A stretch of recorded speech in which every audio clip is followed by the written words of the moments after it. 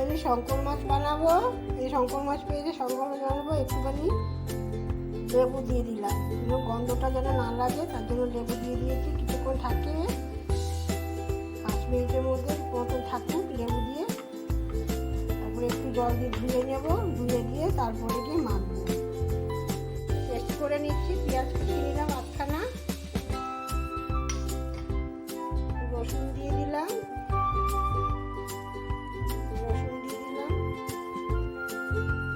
আদা দিয়ে দিলাম, টমেটো দিয়ে দিলাম, দারচিনি, এলাচ আর লবঙ্গ দিয়ে দিলাম। দিয়ে এবার বেটে রাখা পেস্টটা দিয়ে দিলাম। পেঁয়াজ দিয়ে দিচ্ছি,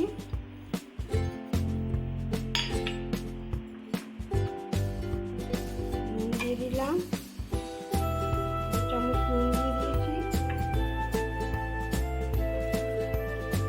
হলুদ দিলাম,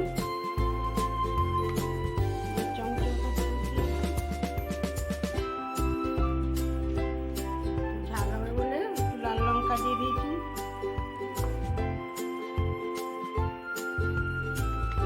জিরে দিয়ে দিয়েছি, এই তেল দিয়ে দিয়েছি।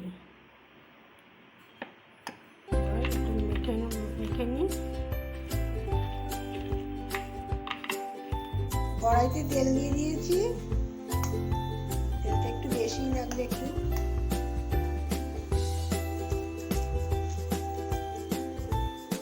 এলাচ, গরম মশলা দিয়ে দিয়েছি, লবঙ্গ, এলাচ আর দারচিনি দিয়ে দিয়েছি। মাছটা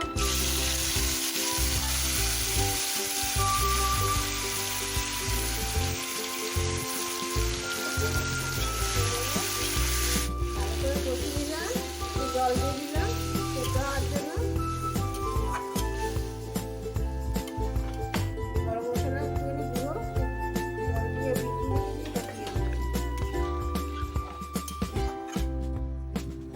10 মিনিটের জন্য। সিদ্ধ হয়ে গেছে মাছটা, এবার নামিয়ে নেব। একটু লঙ্কা দিয়ে দিলাম, পোড়া লঙ্কা।